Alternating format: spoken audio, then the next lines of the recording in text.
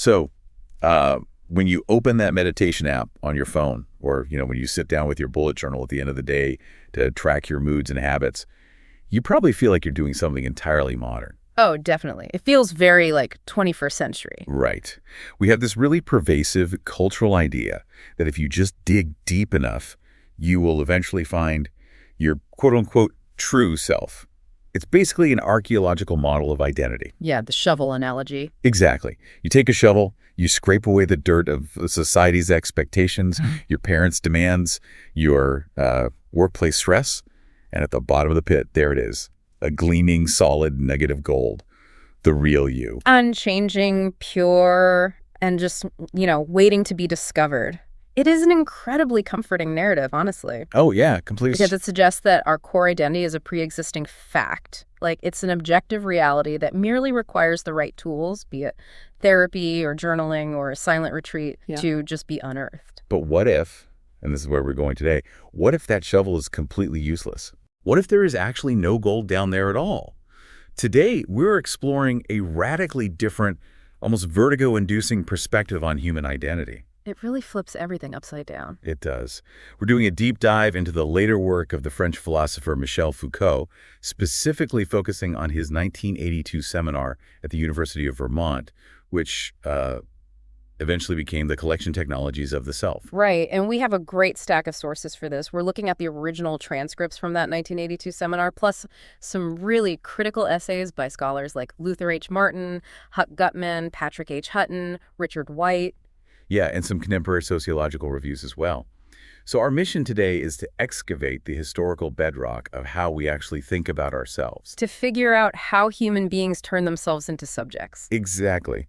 Because Foucault's argument is that this hidden, deep-seated self you're trying so hard to find doesn't actually exist in nature. It is a historical construction. Yeah, you are not discovering yourself. You are manufacturing yourself using very specific, very old techniques. Right.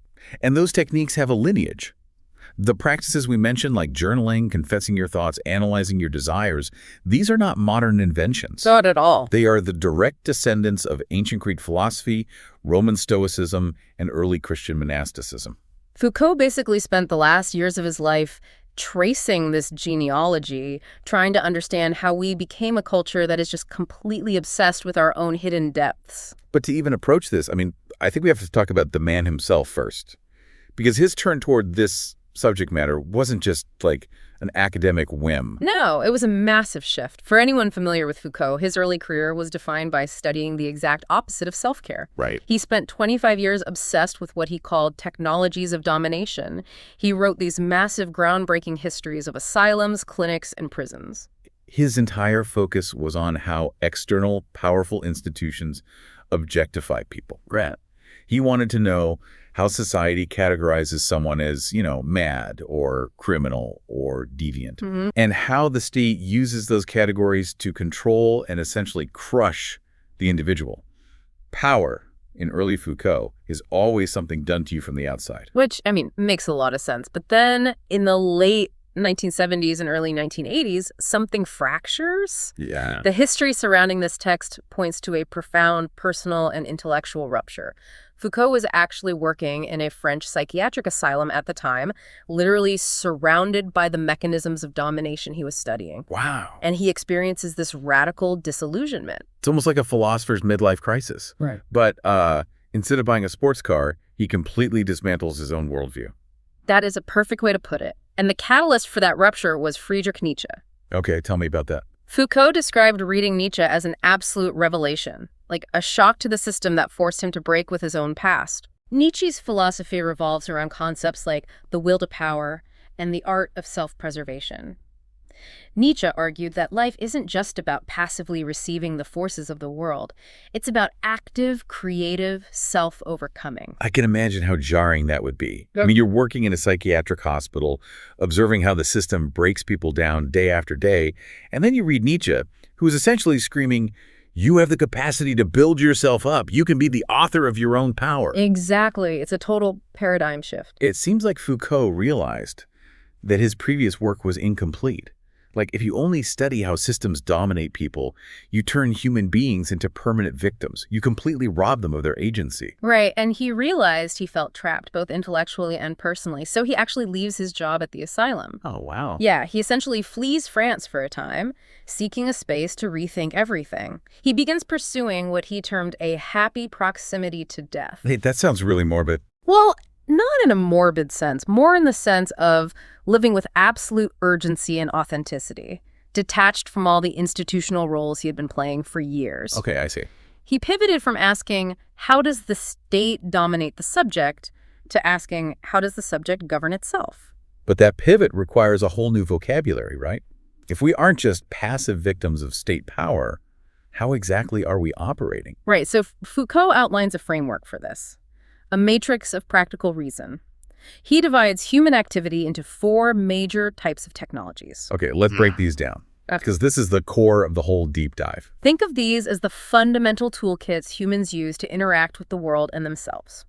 First, we have technologies of production. Okay. This is the toolkit that permits us to produce, transform, or manipulate things in the physical world.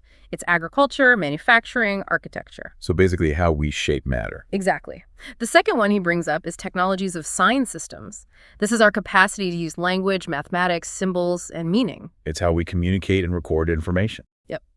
Then we have the third toolkit, which Foucault spent his entire early career analyzing technologies of power. Right, the domination stuff. Exactly. These are the mechanisms that determine the conduct of individuals and submit them to certain ends or dianation. It's the law, the prison system, the psychiatric diagnosis, the military structure. It objectivizes the subject. And finally, the fourth toolkit, which is the entire basis of this text, the technologies of the self. There it is. These are the operations that individuals effect on their own bodies, their own souls, their own thoughts, and their own conduct. And why do they do it? Well, they do this to transform themselves, to attain a certain state of happiness, purity, wisdom, perfection, or immortality. What I find really brilliant about this framework is that Foucault immediately warns us not to isolate them. Like, you never just use one technology. Right, they bleed into each other. Yeah. When you learn to write, which is a technology of science systems, you are also shaping your own mind, which is a technology of the self. Exactly. But the most crucial overlap, the one that Foucault says really defines our modern existence, is the intersection between the technologies of power and the technologies of the self.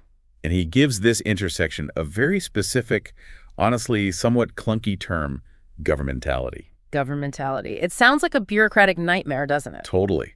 But the concept is actually deeply intimate. It's the point where society's control over you seamlessly merges with your control over yourself. Right. It's how the state gets you to police your own behavior so they don't have to. That is the perfect summary. To understand how governmentality works in our own heads today, Foucault insists we have to trace the lineage backward. We have to look at the genesis of these self-technologies. Which takes us to ancient Greece. Yes, where we encounter a massive historical misunderstanding that has warped Western culture for centuries. This part absolutely blew my mind when I read the sources. Because if you walk into any philosophy department or honestly just look at a motivational coffee mug, you are going to see the famous phrase from the oracle at Delphi. Not they soughten. Know thyself. We treat this as the absolute pinnacle of ancient wisdom. It feels like the ultimate philosophical mandate, right? Look inward. Discover your hidden truth. But Foucault argues that we have completely inverted the ancient hierarchy. Wait, really? Yeah. In ancient Greco-Roman culture, know yourself was not the primary directive at all. The ultimate ethical imperative was a totally different concept. Epimelia hutu, which translates to take care of yourself or concern with the self. So how did know thyself get all the PR? I mean, why is that the one we remember? Originally, at the Delphic Oracle, know yourself was purely technical, almost administrative advice. Oh, so... Well, when you approached the oracle to ask a question, the priests were essentially saying, know yourself, meaning, remember that you are a mortal, not a god. Oh. Yeah. Don't ask questions that are above your station. Know your limits. It wasn't an invitation to psychoanalyze your childhood. It was subordinate to the broader, far more demanding practice of taking care of yourself. But over the centuries, the texts show this gets entirely flipped. Foucault points the finger largely at later Christian theology and Enlightenment philosophers like René Descartes. Oh, Descartes' huge here. Yeah, they became utterly obsessed with knowledge, with epistemology, how we know what we know, and the search for indubitable truth inside the mind. So know yourself eclipsed everything else, obscuring the ancient, rigorous practice of actual self-care. To prove how foundational take care of yourself originally was, Foucault turns to a fascinating early text, Plato's dialogue, Alcibiades the Self. Yes. Let's map out this dialogue because it's surprisingly relatable, honestly. It really is a perfect case study of how the Greeks viewed the self, not as something to be passively discovered, but actively governed. Right. So Alcibiades, this wealthy, handsome, highly ambitious young guy in Athens, he is about to enter public life. He wants to be a politician. He wants to rule the city. He wants to dictate terms to rival empires. Very arrogant. Extremely. Oh. And Socrates essentially corners him and just ruins his day. Socrates interrogates Alcibiades about his qualifications. He reveals that despite Alcibiades' wealth and pedigree, his education is fundamentally defective. Because he knows nothing about justice. Exactly. He knows nothing about justice, concord, or the rule of law. And Socrates delivers the ultimate philosophical reality check. He basically says, you cannot possibly hope to rule others, to govern a city, until you have first learned to rule yourself. It's the ultimate counter to political arrogance. But Socrates isn't just telling him to, take some personal time. He introduces a specific technology of the self. He tells Alcibiades he must take care of his self. But in the context of ancient Athens, what exactly is the self? Socrates makes it clear it's not his physical body. And it's certainly not his wealth or his reputation. Right. Socrates defines the self here as the soul. But, and this is key, he doesn't mean a ghost floating inside a meat suit. He defines the soul as a principle of activity, the active force that uses the body as an instrument. Okay, so to take care of oneself is to take care of this active principle. Yes. And here is where know yourself makes its appearance, but strictly as a tool for taking care of yourself. Socrates says that to care for this soul, the soul must look at itself. Mm-hmm. But how does a soul look at a soul? Socrates uses a really beautiful metaphor. He says that if an eye wants to see itself, it must look into another eye, specifically into the pupil, which acts as a mirror. Right. Similarly, if the soul wants to know itself, it must look into a mirror, and the only adequate mirror for the human soul is the divine element. The effort of the soul to know itself by contemplating the divine becomes the foundational principle upon which just political action can be built. So in this early Platonic model, caring for the self is essentially a high-stakes prep course for young men entering politics. Yeah. It's pedagogical. You train your soul so you don't become a corrupt tyrant. Exactly. But Foucault notes that this practice doesn't stay confined to ambitious teenagers. As we move chronologically into the Hellenistic and Roman imperial periods, this concept mutates. It democratizes in a way, but it also becomes much more demanding, right? Yeah. Oh, much more. It undergoes a profound shift from a pedagogical model to what Foucault calls a lifelong medical model. Okay, a medical model. Yeah, by the 1st and 2nd centuries AD, during the time of the Stoics and Epicureans, caring for the self was no longer just a training phase to get you ready for politics.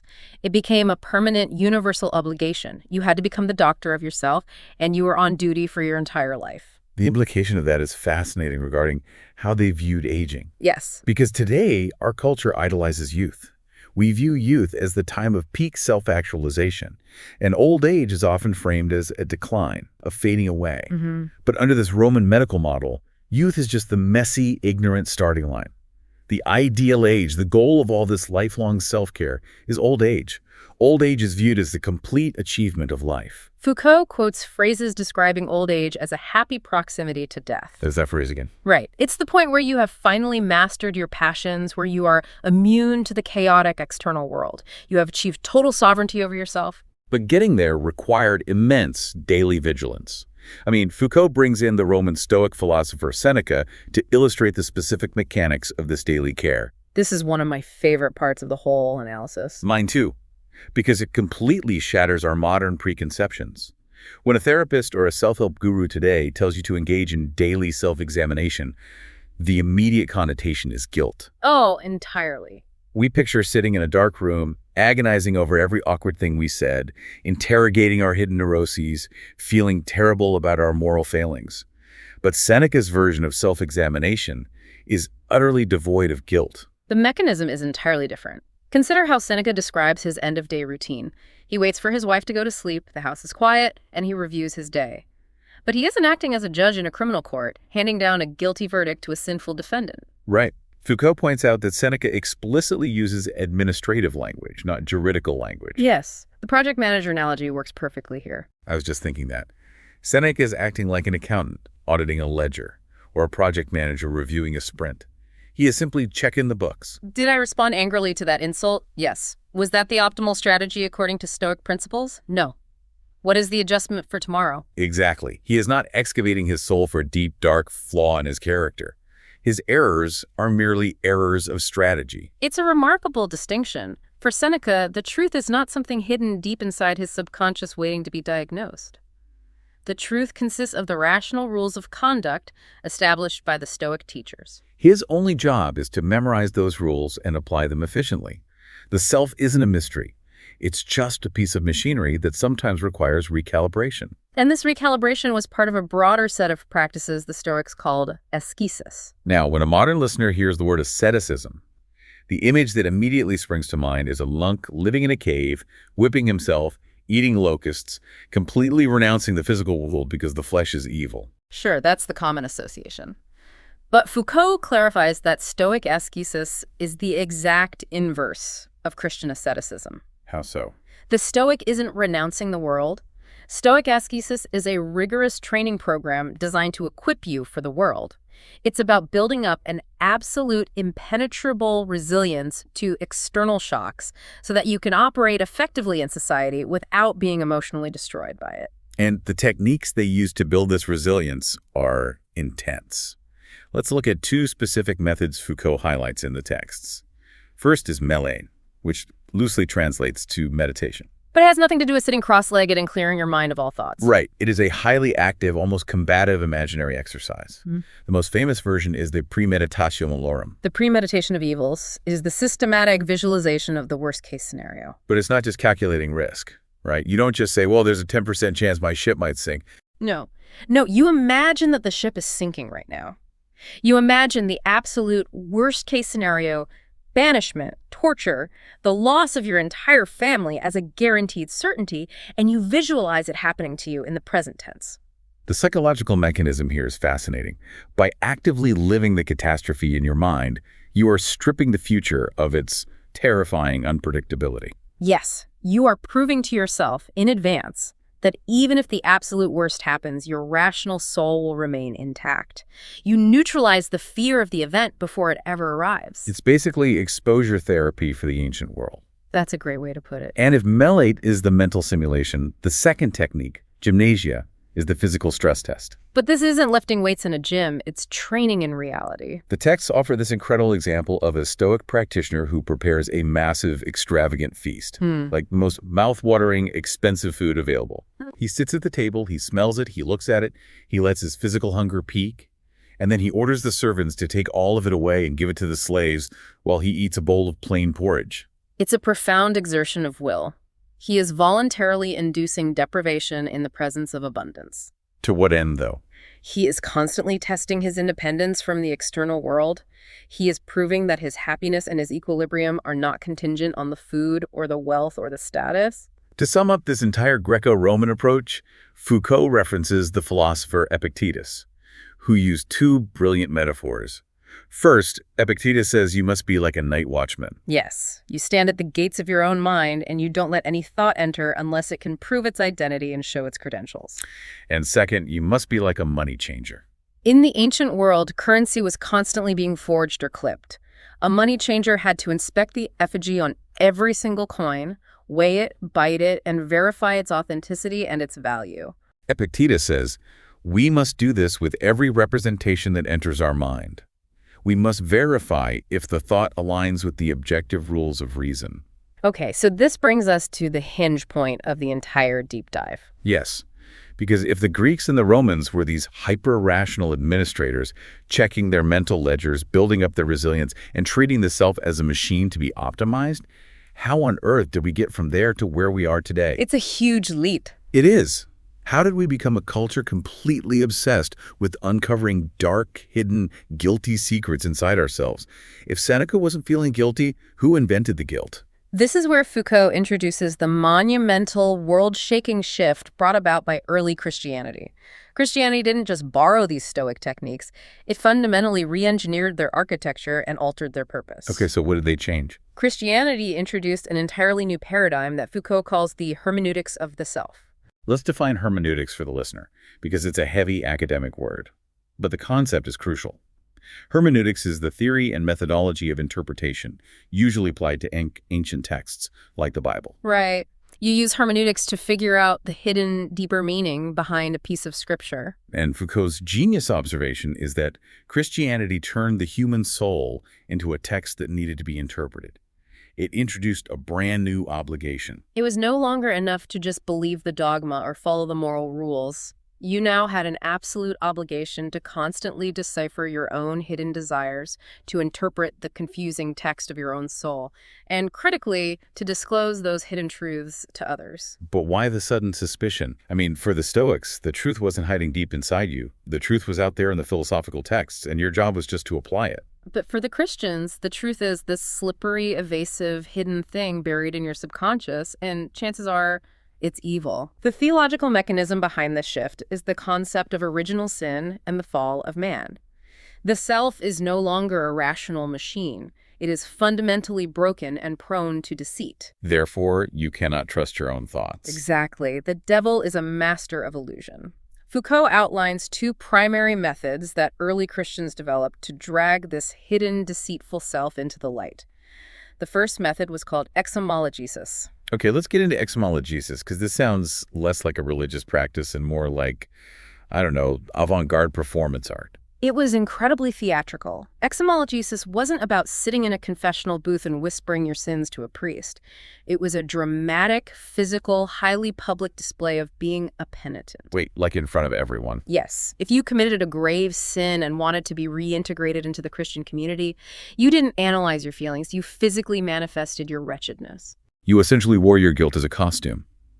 The text described people wearing hair shirts, starving themselves with extreme fasting, rubbing ashes all over their bodies. They would prostrate themselves in the dirt outside the church, weeping, grabbing the knees of the brethren as they walked in, begging for prayers. It is a performance of total self-abasement. What is the underlying logic here? It seems so severe. The model for exomolegesis was martyrdom. The early church revered the martyrs who physically died for the faith. If you were a sinner, you had to undergo a symbolic martyrdom. To be forgiven, you had to prove that you hated yourself. You had to symbolically kill your old identity. So the formula of this practice was essentially, I am sinner, therefore I am not I. Yes. Self-revelation was literally indistinguishable from self-destruction. That is heavy. It's entirely physical and deeply traumatic, but it's not really the talking cure, right? So how do we get to the part where people are constantly analyzing and verbalizing their feelings? That brings us to the second method, which evolved in the monastic communities and eventually became the dominant form of self-disclosure in the West. It is called exagoresis. Exagoresis. This is the continuous analytical verbalization of your thoughts to a master or a spiritual director. The key figure the texts bring in here is John Cassian, right? He's a monk who essentially imported these practices from the Eastern monastic traditions in Egypt and Syria and adapted them for the West. Right. And what's fascinating is that Cassian steals Epictetus's metaphors, but he completely subverts their meaning. It's a brilliant historical hijacking. Cassian says the mind is like a millstone grinding wheat, and you have to constantly sort the good grains from the bad. But more importantly, he brings back Epictetus's money changer metaphor. Right. Remember, Epictetus said you inspect the coin to make sure it aligns with rational rules. Cassian says you must inspect the coin of your thoughts for a completely different reason. You aren't checking for logic, you are checking for origin. Meaning where the thought came from. Yes. You have to see if the thought was minted by God or if it was secretly minted by the devil. You are looking for the hidden presence of concupiscence-based, sinful desire. Because Cassian argues that the great seducer is hiding at the very root of your consciousness, disguising evil thoughts as good ones. Exactly. And because your own mind is compromised, because you are a fallen creature, you cannot perform this inspection yourself. Right. Cassian dictates that there is only one way to truly verify the origin of a thought. You must tell every single thought, every fleeting image, every minor impulse to your spiritual director. You must engage in the permanent, uninterrupted automated verbalization of your inner life. And here's the genius, or honestly, the terrifying trap of this system. The very There's a young monk who is fasting, and he gets an intense craving to steal a piece of bread. He hides the bread, but he is tormented by it. He's trying to figure out if it's natural or demonic. Right. He tries to analyze if the thought is just natural hunger or a demonic temptation. He can't figure it out. Finally, he throws himself at the feet of his master and confesses it verbally. And Cassian notes that the moment the thought is spoken, the devil leaves him like a wisp of smoke. Wow. The mechanism is profound. Cassian argues that the devil hates the light. Evil thrives in secrecy. Therefore, any thought that you feel shame about, any thought that is difficult to say out loud, is by definition a demonic thought. The resistance to speaking is the proof of the sin. Let me pause here and map this out because the implications are massive. By forcing the monk to verbalize every single tiny thought to a master, the monastic system is demanding absolute total obedience. Yes. The monk isn't allowed to have a private inner life. He can't hold anything back. So the act of speaking your truth isn't an act of liberation. It's an act of submission. It's proving that you have entirely renounced your own independent will. That is precisely Foucault's central thesis regarding early Christianity. The disclosure of the self fundamentally required the renunciation of the self. Whether you are rolling in the ashes during exemogesis or endlessly narrating your thoughts during exegesis, to show your truth was to sacrifice your sovereignty. Truth and obedience became inextricably linked. So we have this massive historical divide. On one side, the Roman Stoics who want to build the self up to face a chaotic world. On the other side, the early Christians who want to break the self down, analyze it to death, and renounce it to find God. The question then becomes, how do we connect this ancient monastic practice to our modern world? Because today, we absolutely love talking about ourselves. We really do. We write memoirs, we go to therapy, we post our inner thoughts on social media. But we definitely don't think we are renouncing our will. We think we are expressing our freedom. So how did the mechanism of confession survive, but lose the requirement of self-destruction? Foucault traces how this Christian imperative to verbalize survived the Enlightenment and became secularized. In the 18th and 19th centuries, the emerging human sciences, psychology, medicine, pedagogy, criminology realized how incredibly powerful this confessional technique was. They stripped away the theology, they dropped the demons and the original sin, but they kept the mechanism. They used these exact same techniques of relentless self-analysis, but instead of demanding renunciation, they used them to construct a positive self. And the pivotal figure in this transition, highlighted beautifully in an essay by scholar Huck Gutman included in our sources, is the philosopher Jean-Jacques Rousseau. Okay, Rousseau. Rousseau's autobiography, The Confessions, published in 1782, is a watershed moment in Western culture. Before Rousseau, as Foucault points out, the everyday individuality of ordinary people was considered below the threshold of description. Right, no one cared. Exactly. No one cared what a regular person ate for breakfast or how they felt about their childhood. Literature and history were reserved for kings, heroes, or saints. But Rousseau writes this massive, sprawling book documenting his unique, highly individual self in agonizing, often deeply embarrassing detail. He writes about his sexual quirks, his petty thefts, his anxieties. He brings the ordinary, mundane self into the blazing light of public scrutiny. And Rousseau genuinely believed he was liberating himself. He thought that by speaking his truth, by offering a completely transparent account of his soul, he was asserting his ultimate freedom. But Gutman points out the tragic irony, the trap that Rousseau walked right into. What's the trap? By bringing the self into the light, by documenting it so thoroughly and systematically, Rousseau subjected it to the public gaze. He voluntarily made his inner life an object of study, a case file to be analyzed. He subjected himself to the very power structures Foucault spent his early career warning about. It's a double-edged sword. On one hand, Rousseau uses this highly defined, unique individuality to demand political rights. His argument is essentially, I am a completely unique individual unlike anyone else on Earth, and therefore I possess inherent rights and deserve liberty. So the self becomes a site of political resistance. Yes. But on the exact same hand, by defining himself so clearly, by categorizing all his traits and desires, he makes it infinitely easier for the state and society to categorize him, pathologize him, and govern him. It is the exact birth of modern subjectivity. We are simultaneously the subject of our own grand narrative and an object subjected to the knowledge and power of others. And if Rousseau laid the foundation, this leads us directly to the architect of the modern self, the figure who arguably defined 20th century identity more than anyone else, Sigmund Freud. Oh, Freud. The inclusion of Patrick Hutton's essay comparing Foucault and Freud is one of the most illuminating parts of this entire collection, because Freud essentially acts like he invented psychoanalysis out of thin air in Vienna. He presents it as a hard science, a biological excavation of the mind. But Foucault looks at Freud and basically implies that Freud just put a crisp white lab coat on John Cassian. I love that image. He just secularized the monastic money changer. It's a devastatingly effective comparison. Consider Freud's model. Freud believed that the psyche was an objective, natural reality. He believed it held hidden, foundational truths, specifically origins of trauma, repressed memories, or foundational sexual desires.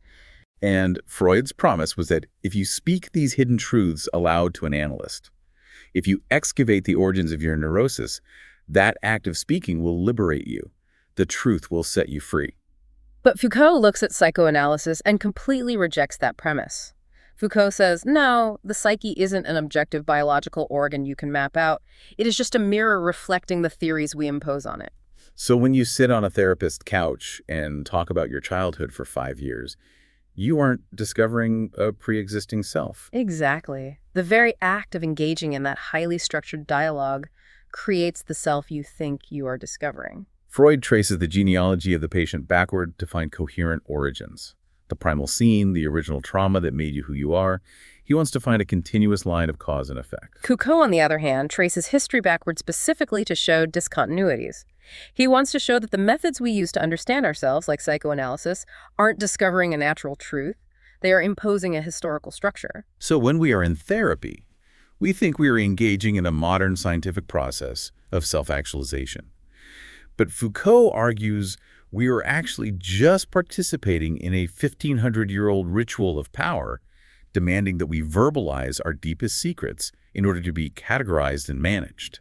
It completely upends the idea that talking about our problems is inherently freeing. Foucault is suggesting that the very act of endless talking is the mechanism that binds us to the system. And this realization bridges the gap from the microscopic level of the individual to the macroscopic level of the state. We spend a lot of time discussing how individuals monitor themselves, how they write in their journals or talk to their therapists. But why does the government care? Right. Why is the state invested in your personal self-reflection? If I'm just trying to work through my anxiety, how is that a matter of national security? Foucault addresses this in a lecture included in the sources called The Political Technology of Individuals. It scales everything we've talked about up to the level of geopolitics. To explain this, Foucault introduces the historical emergence of the concept of reason of state in the 17th and 18th centuries. In the Middle Ages, a king's power was largely territorial. Right. The king cared about holding land and collecting taxes. He didn't particularly care about the inner lives or the health of the peasants, as long as they didn't rebel. But with reason of state, the paradigm shifts. The state realizes that it is in constant competition with other states, and its survival depends on its strength. And what constitutes the strength of a state? It's not just land anymore. It is the wealth, the productivity, and the vitality of its population. Exactly. The state realized that its own strength was directly tied to the utility of its citizens. Therefore, the individual's happiness, their physical health, their longevity, and their productivity were no longer private matters. They became vital elements of state power. And the administrative mechanism the state developed to manage this vital population was originally called police. Polizei, in German texts of the era. Now, we have to pause and redefine this word because when a modern listener hears police, they think of law enforcement. Flashing lights, sirens, catching criminals, maintaining public order. That is a very narrow modern definition.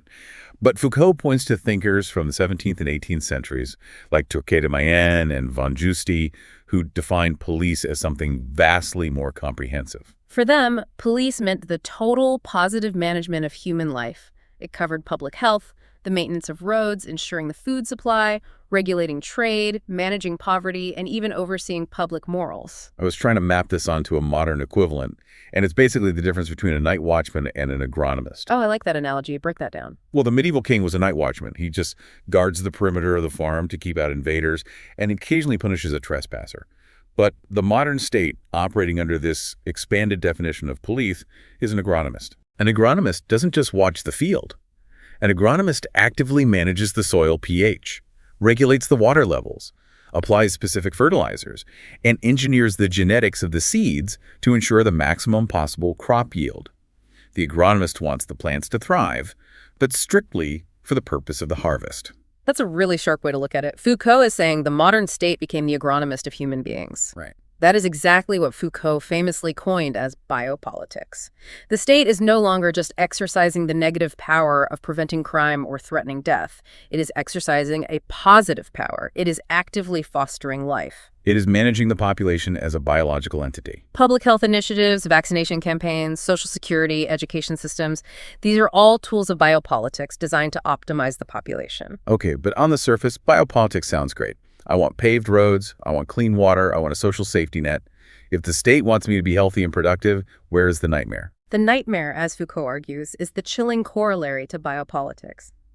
If the state manages the population as a living entity specifically to increase its own geopolitical strength, it fundamentally alters the value of human life.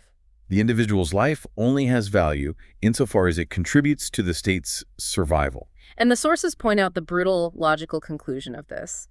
The reverse side of biopolitics is what Foucault calls thanatopolitics, the politics of death. Thanatopolitics. Because the state has integrated the individual's life into its own survival mechanism, it grants itself the ultimate right over that population. If the state's survival is threatened by a rival state, the state claims the absolute right to slaughter its own population in mass warfare. The state fosters your life in peacetime, only so it can demand your death in wartime. I have to push back here, or at least voice the profound discomfort this causes. Foucault is essentially looking at the modern welfare state, which we view as a triumph of humanism, providing healthcare and education. And he is saying that it operates on the exact same foundational logic that allows for the trenches of World War I or the industrialized slaughter of World War II. He is linking public health directly to mass warfare. It's an incredibly dark, almost cynical view of modern governance. It is deeply unsettling. He argues it is the profound paradox of modern political rationality. It is the ultimate integration of the individual into the totality. The state says, I will care for your life, I will manage your health, I will provide you with the language to analyze your own soul, but in exchange, your existence belongs entirely to the state. It's the ultimate expression of governmentality. It is no wonder at all that Foucault's later work, this drastic pivot to the care of the self, his dismissal of Freud, and his dark critique of the welfare state, really upset a lot of people in the academic community. Oh, absolutely. He was challenging traditional historical narratives, but more importantly, he was threatening modern psychological comforts. The sources include a fantastic essay by Richard White that systematically breaks down the three major pushbacks or critiques that Foucault received regarding this work. White's essay is crucial for a balanced understanding. The first major critique he identifies is the ontological objection. Let's unpack that. Ontology is the study of being, of what things actually are. Right. Critics argue that when Foucault talks about fashioning the self, or the care of the self, he is treating human identity like a static art object. The objection is, if you are constantly sculpting yourself, doesn't that imply a final, finished product? Doesn't it imply a fixed, essential self that Foucault spent his whole life denying? Like you're sculpting a marble statue, and eventually you chip away the last piece, you're done, and the statue just sits in a museum forever. Exactly. But White argues that this is a fundamental misreading of Foucault. Foucault doesn't see the self as a museum piece. He sees it as a continuous, ongoing, unending process. White actually draws a fascinating parallel to Buddhism to explain this. Oh, right, the Buddhist concept of Anatman. Yes. In Buddhist thought, there is no permanent, fixed self. Yet there are intense, lifelong practices of meditation and ethical conduct. How can you practice if there is no self? Because the practice is the self. That makes perfect sense. Similarly, for Foucault, the self is a constant movement of self-cultivation and self-appropriation. You are never finished making yourself. The activity of fashioning is all there is. That answers the ontological problem. But the second critique feels much more visceral. It's the ethical objection. Yeah, this one comes up a lot. People look at this intense focus on self-care, journaling, and daily audits, and they argue that it is inherently narcissistic. The critique is essentially, while you are sitting in your room obsessively analyzing your own thoughts and fashioning your own beautiful life, there's real suffering in the world. There's poverty, there's injustice. Focusing on the self is a selfish retreat from political responsibility. It's a very common modern reaction. We tend to view self-care as a luxury, a spa day away from the real world. But Foucault points right back to his analysis of ancient Greece to demolish this critique. Right. For the Greeks and the Romans, caring for the self wasn't an alternative to caring for others. It was the absolute, non-negotiable prerequisite. This brings us right back to Socrates and Alcibiades. Socrates didn't tell Alcibiades to care for his soul so he could feel relaxed. He told him to care for his soul so he wouldn't destroy Athens. Exactly. The ancient logic dictates that you cannot justly rule a city, you cannot manage a household, you cannot even be a reliable friend if you are a slave to your own passions, your own greed, or your own anger. If you cannot govern yourself, you will inevitably become a tyrant to others. Therefore, taking care of yourself is the most profoundly ethical thing you can do, because it is what makes you capable of interacting justly with the world. Which leaves the third major pushback, the historical objection. This comes from the classicists and historians who read Foucault's work and essentially graded it like a term paper. Yeah, they were not pleased. They argued that Foucault misread ancient texts, that he cherry-picked quotes from Seneca or Epictetus to fit his theories, and that his timeline of how Christianity evolved is historically inaccurate. And from a strictly positivist historical perspective, they might find flaws. But this objection fundamentally misunderstands what Foucault was trying to do. Foucault never claimed to be a traditional historian trying to create a perfect, objective timeline of the past. He used history differently. Yeah. The sources show he was using the past almost like a weapon, or at least a highly disruptive tool. He called his method genealogy. Right. He wasn't digging up these forgotten Stoic practices to say, hey, everyone, the Romans had it right, let's all go back to being Stoics. He was using the past to shake up the present. Foucault's entire goal was to demonstrate that our current moral codes, our modern obsession with confession, and our psychological models of the self are not inevitable natural laws. By proving that people 2,000 years ago conceived of themselves in a radically different way, he proves that our current reality was constructed by historical forces. And if our current reality was constructed, that means it can be deconstructed. It means it can be changed. History isn't a straight line of progress. It's a series of contingent choices. To further hammer home the point that our Western concept of the self is just one historical possibility among many, the sources include a really brief but vital counterpoint from scholar Luther H. Martin regarding Eastern traditions. Martin introduces the Syrian Thomist tradition, a strain of early Eastern Christianity, and uses it to contrast two fundamentally different models of identity. He compares the Western epistemological self with the Eastern ontological self. Let's clarify those terms. We talked about epistemology, the study of knowledge. The Western self is built on knowing. Yes. The Western model, heavily influenced by Greek dialogue and later Christian confession, believes the self is created through active, aggressive knowledge. We scrutinize our desires, we confess our sins, we talk to our therapists. The self is constructed through the active interrogation and verbalization of knowledge. But the Eastern ontological model, focusing on being, operates entirely differently. Martin points out that in the Syrian Thomist tradition, self-knowledge isn't something you achieve by violently interrogating your own mind or confessing your secrets to a master. It is achieved through passive, quiet listening. It's about recognizing a state of being that you already inhabit, rather than actively constructing a narrative through speech. It's a completely different trajectory of human development. It serves as a stark reminder that the Western obsession with restless self-analysis and endless confession is just one specific historical path. It's not the universal human default. We learn to be this way.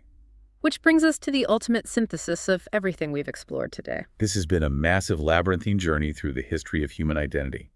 We started with Foucault's personal crisis in a French asylum, escaping the crushing weight of institutional domination.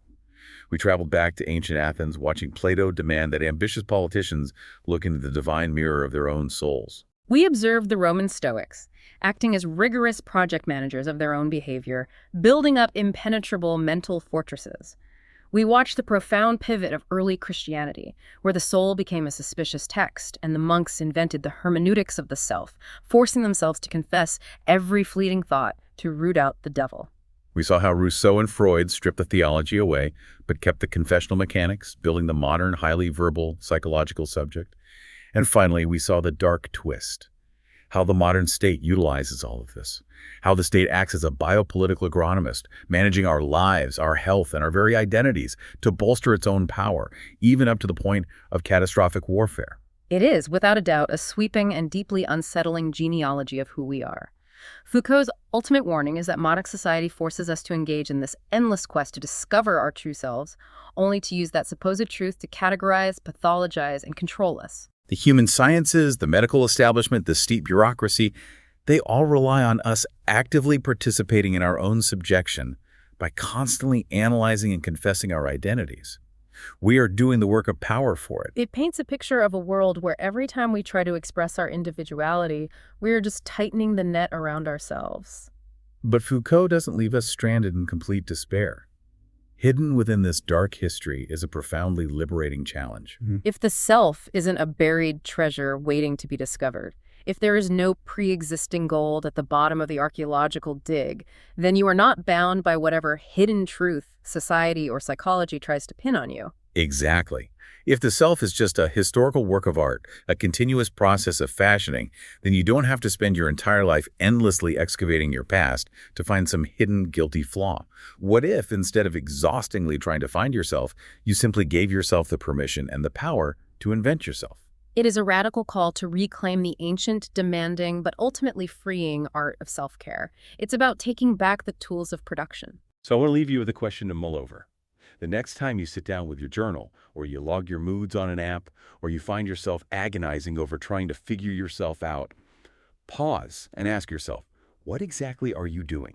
Are you practicing the ancient, resilience-building art of self-care? Or are you just doing the state's police work on your own mind? Are you digging in the dirt for a truth that someone else buried there for you to find? Or are you finally picking up the tools to sculpt something entirely your own? Thank you for joining us on this deep dive.